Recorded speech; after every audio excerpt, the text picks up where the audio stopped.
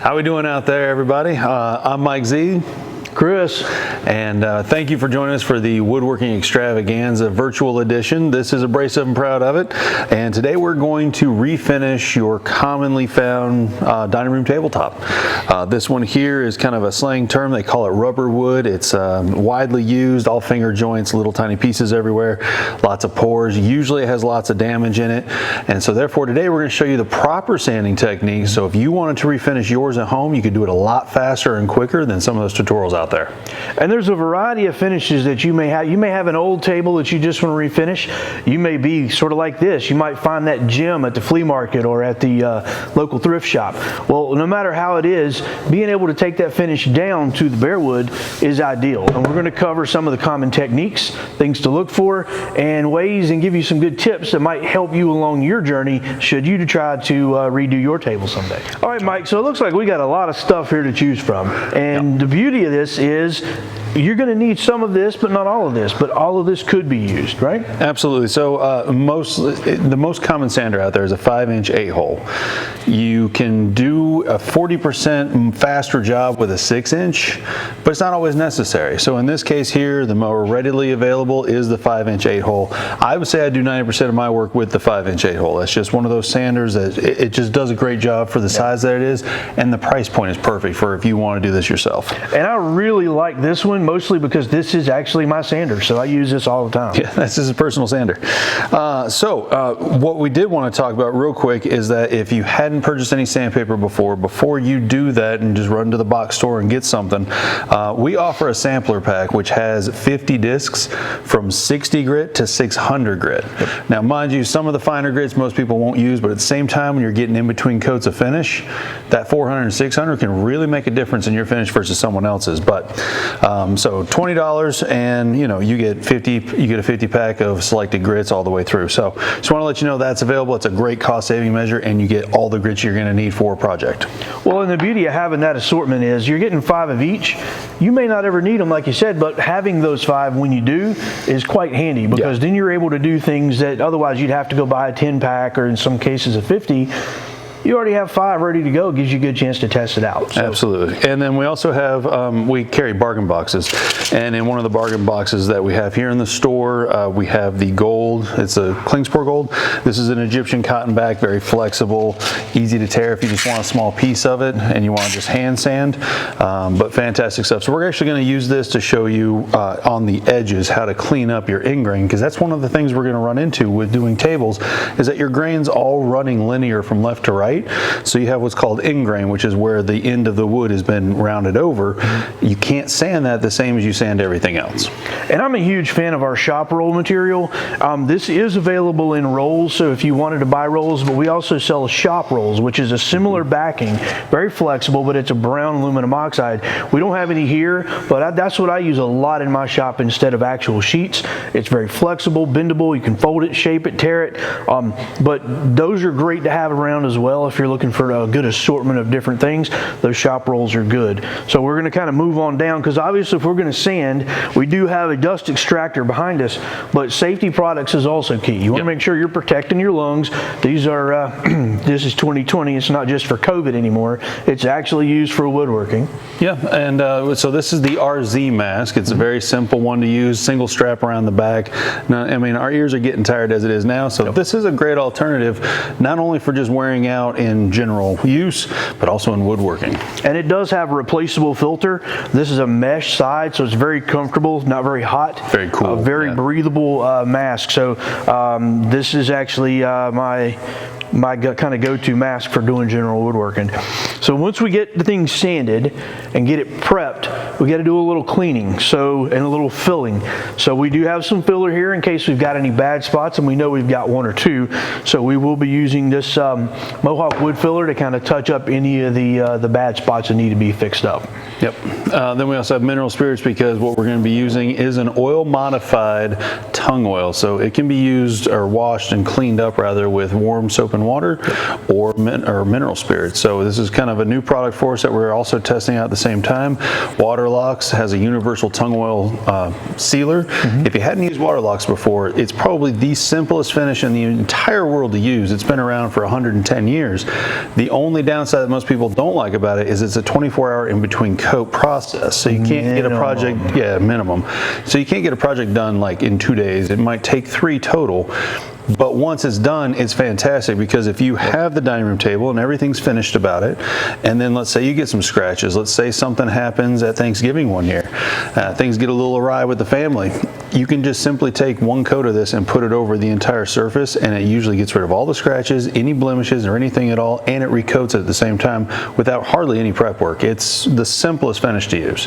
And I'm a huge fan of that product line, but these 2 items are brand new for Waterlock, so we thought we're better to test them than at the Extravaganza virtual show live or pre-recorded for you. So we're going to test out this new H2O locks and this new universal sealer, and we'll let you know what we think about them, because we both like the normal one. We'll see how we like the new one. And whenever we test finishes, we really like to actually have the finish at work with us every day. So this table is a work table. This table is in our break room. So once we get done refinishing it, it's going to go through some abuse every single day. So that's kind of one of the things we like to do with durability. How good is it? Well, let's throw it in the break room and find out. So, all right, let's get to sanding, because I'm tired of looking at this old finish. Yeah, Okay, so one common misconception when you're looking at refinishing something is people often will try to start with like 80 grit or 60 grit. And in most cases, that is definitely not needed, because 1, you're digging deep with those 60 or 80 grit grains, and you're digging deep channels that you're going to have to remove. 2, you are digging out a lot of your finish, you're removing it fast, but it's doing more damage to the wood than necessary. So we always like to do a little test. Normally we would flip a top upside down and do all of our testing on the bottom, but we kind of already have a feeling of what we know is going to work. So what I've got here is I've got a strip of 100 grit, a strip of 150, and a strip of 180. And I'm just going to show you real quick here. You see this 100 grit just doing a little light. Now I'm not putting any pressure, just so you can see the strip falls right out of my hand, just enough to hold pressure there. And you can see that 100 grit more than enough was to remove that finish. Now if I did 150, you can see here, even the 150 is sufficient for removing off that top layer of finish. Well, what about 180? 180, a little bit more of a struggle, but you can even see with that's doing a pretty good job. Now that leaves a nice smooth finish, a little rougher when you get to the 100. But the nice thing is, the point of this is you don't have to start super coarse. You can start right in the middle and do pretty well. In this particular case, with this wood and this finish, I believe the 150 is going to be the way I'm going to do it. I'll be able to come around here, and literally when this is done, not only will the finish be gone, but it'll be ready for us to put our top coat on. So, quick tip, choose the right grit to start with, and it'll save you a ton of time on the back end. So sometimes the mechanical sanding works really well too. Some profiles don't really allow much for that, especially if you're a beginner. I'll show you on this profile, because this is just a simple little bullnose that you can take your sander and do a little rocking motion, and this does have a nice crisp line. So I'm going to do my best to try to stop at that point before I roll back down, and not to actually come on over. If this was a true bullnose, then you would be able to follow that straight over. Also, you want to be cautious with this, not to do this method, because then all you're doing is sanding little lines in here. So it does need to be sort of a rocking motion with a constant movement. So just like this.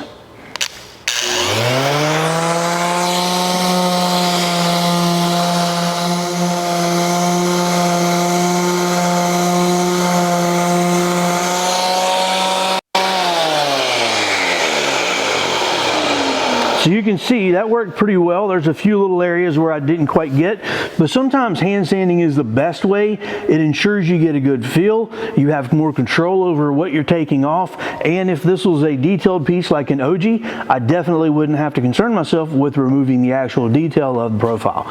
So let's get back to sanding.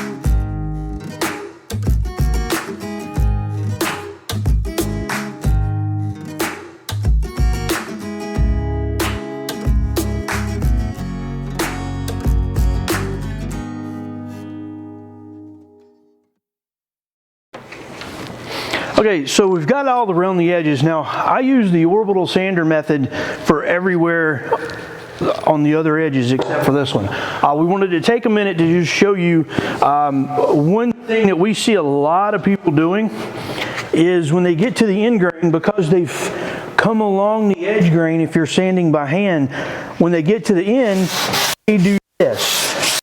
Well, many people don't realize scratches in the wrong direction, which means that's cross grain scratching you've just done. So that has to be done out. Even on the end grain, going across it leaves horrible marks that are difficult to get out, and when you put a finish on, they show up. And so the last thing you want to do is that. So what you've got to do is actually sand just like this. Now you can do with a block, you can do, with a hand pad, which is the reason why I use that orbital. You can do the old shoe shine method, whatever works for you. Find a method that works, but ultimately if you sand everything off cross grain, you have got to come back with the grain to clean that up. And that's the only way to do it. Now that applies to end grain on tables, doors, drawer fronts, anything with an end grain. If you sanded across it, you better go back and sand with it.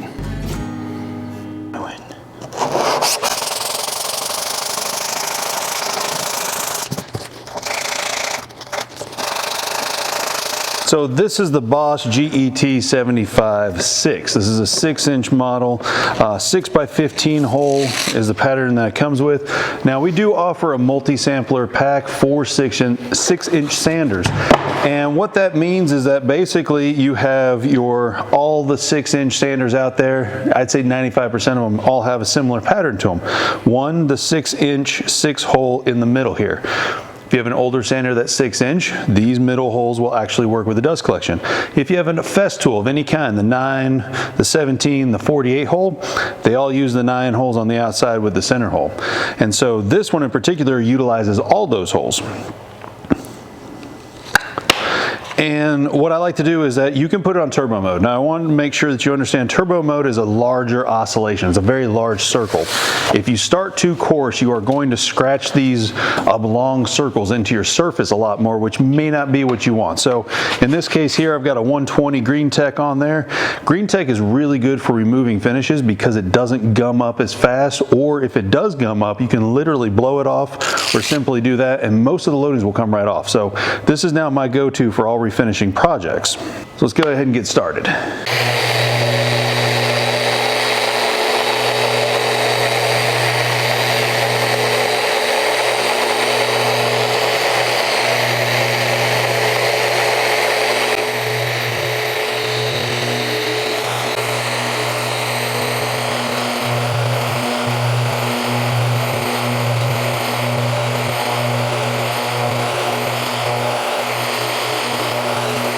So some of these scratches in the surface, I was doing 120 back and forth, just lightly, just to remove, kind of see what we're dealing with underneath the finish.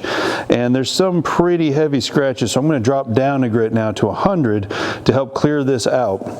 Now, one of the things I always recommend is to start with a grit finer than what you think you should, because you'll either find out that's not cutting as fast as it is, or you'll actually start to see a lot of problems once you get past the finish, but you don't want to gouge the wood if at all possible. It's just making more work for yourself.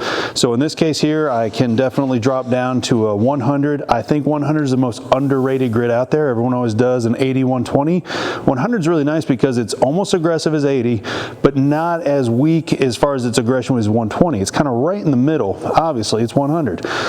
But if you switch over to 100 or give 100 a try, you'll find out that it kind of fits the need of both of those, and then you can go right to 150. So you can skip 2 grits right out of the sequence. So we're going to go ahead and give this a shot right now.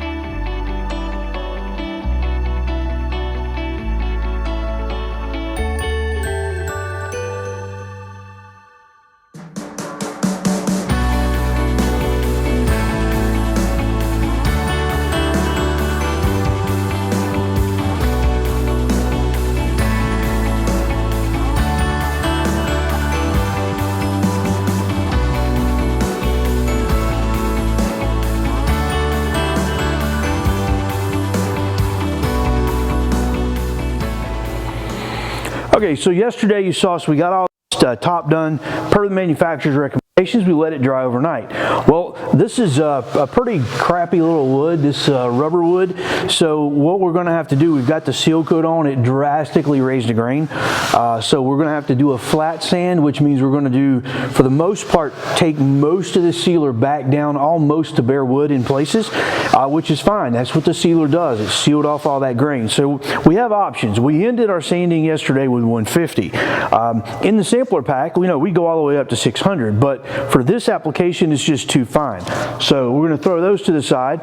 Instead, I put the 180 grit, the PS33 stearated aluminum oxide on there. So that's what we're going to do today. We're going to get this sort of sanded back flat again, and then we'll be able to go over top of that either with another coat of sealer. We'll have to wait and see what it looks like, or with a top coat. So let's see what happens.